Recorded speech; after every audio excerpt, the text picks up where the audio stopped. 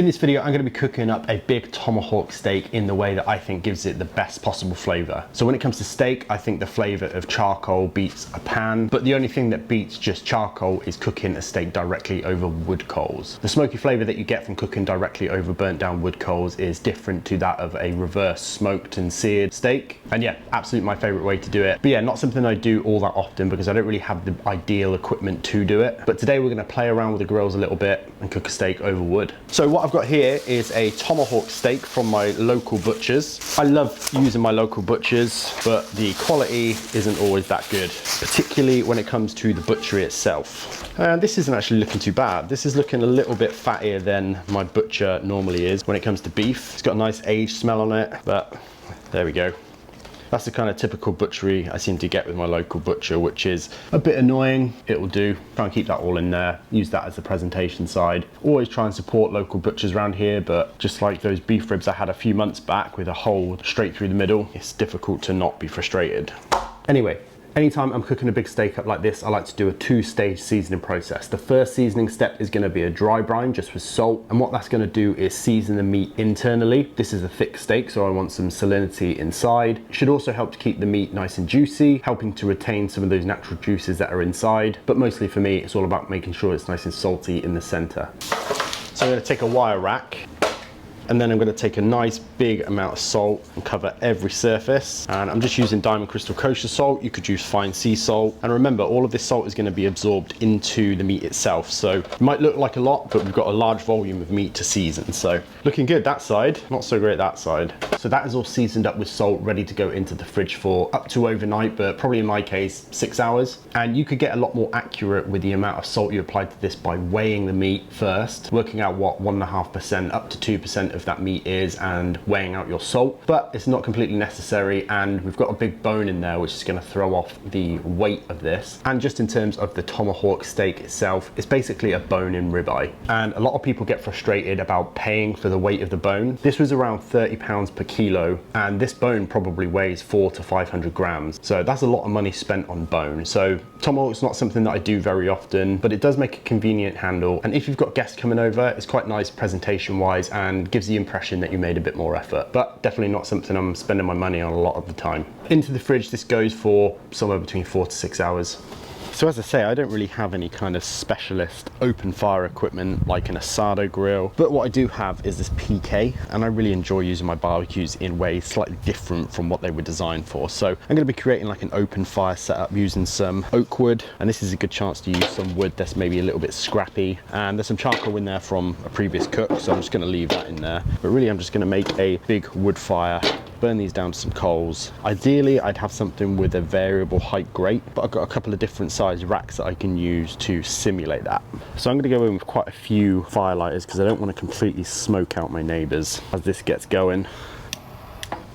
So this stuff will mostly burn down whilst we get our steak ready. So before we get our steak out the fridge, I want to talk about the method of cooking that I'm going to be using. So really there are two main methods of cooking steak, a reverse sear and a more traditional front sear. So the reverse sear is something that a lot of people use. It's something that I use quite a lot. And that method is basically to cook your steak indirect up into a certain temperature and then sear it up to its final temperature. It's a really good way if you're adding some smoke flavor to your steak, because meat tends to take on more flavor and color when it itself is at a lower temperature, closer to fridge temperature. So putting a raw piece of meat into a smoky environment is going to mean that it's going to take on more smoke flavor and more color in those early stages. However, depending on how long you indirect cook that piece of meat for can limit the amount of searing you can get on your steak. For example, if we want to take our steak off the barbecue at 130 internal temperature and we indirect reverse sear that steak up into 115, you've only got 15 degrees Fahrenheit to play with before you need to take that off. So you can fix that by just removing the steak from the indirect part of the cook earlier. But there is another approach that you can go with, which is that front sear method, which is to sear it as much as you want, get a really nice crust on it,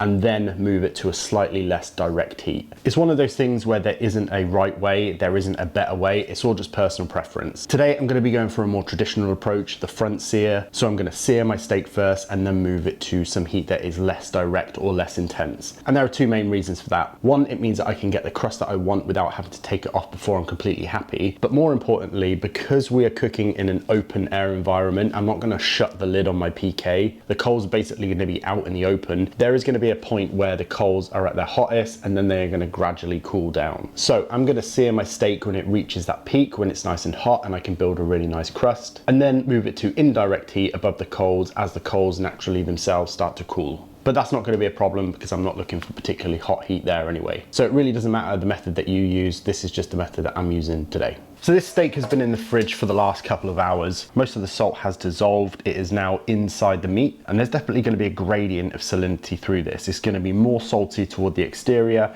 and less salty in the middle. But the main point is there is now salt inside, which is good, and there is less salt on the outside than there was when I initially applied the salt, which is why I like to apply 2 layers of seasoning. The first one to get the inside, and the second one just before it goes onto the fire with something else that has salt in it. So salt, pepper, garlic is always a good choice. You really don't need anything more than that. And me personally, I like salt and pepper, but you can really reach for anything you want. Your favorite steak rub, your favorite burger rub, ideally something without too much sugar in it. And if you can avoid sugar entirely, then great. But yeah, go for your favorite steak or beef rub. And although I don't usually use a lot of rubs on this channel, commercial rubs, I've been using this Fire and Smoke Cajun steak rub recently, and it works really good. It's got a nice spice to it. It's got some additional flavors other than just salt and pepper. It's got some cayenne pepper in it. It's got some mustard powder in it, onion, paprika, all that kind of stuff. So I'm going to go a little bit different today. I think this is going to complement the wood-fired cooked steak well. So I'm going to hit the steak with a nice layer of this. But obviously you can do whatever you want.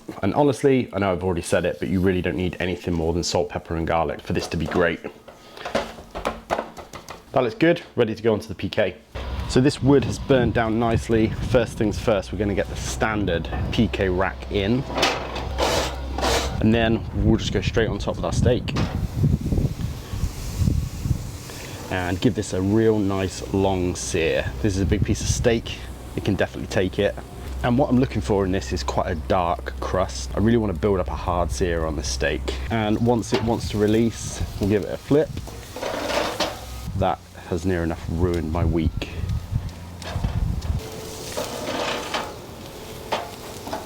So I don't think we're looking too far off. I think that's looking good. We've got that outside sear that I wanted. It's looking very nice, real nice color on it. And now we're going to do the equivalent of putting it into an oven by raising it above the wood and cooking it nice, low and slow. Let that fat drip down, hit the coals, get a little bit of extra smoke in there and bring it up to an internal temperature that we're after. So our steak's slowly cooking away, and this is Wilson. Wilson. So a lot of people saw him last week and maybe didn't know who he was, but this is Wilson. He likes to be out here when I'm cooking, and he's a Boston Terrier, not a French Bulldog. He's very well fed.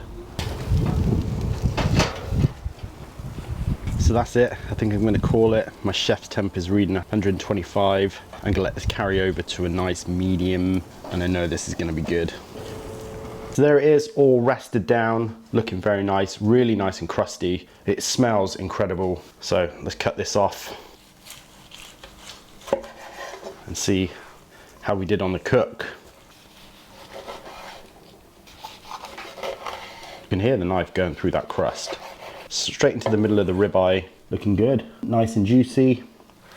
Can hit that with a little bit of kosher salt, chunky kosher salt or sea salt. Very excited to get into this. Absolutely delicious. That is going to be great. I mean, it's a thick bone-in ribeye, cooked over fire. It's never going to be bad, obviously. That's the best bit.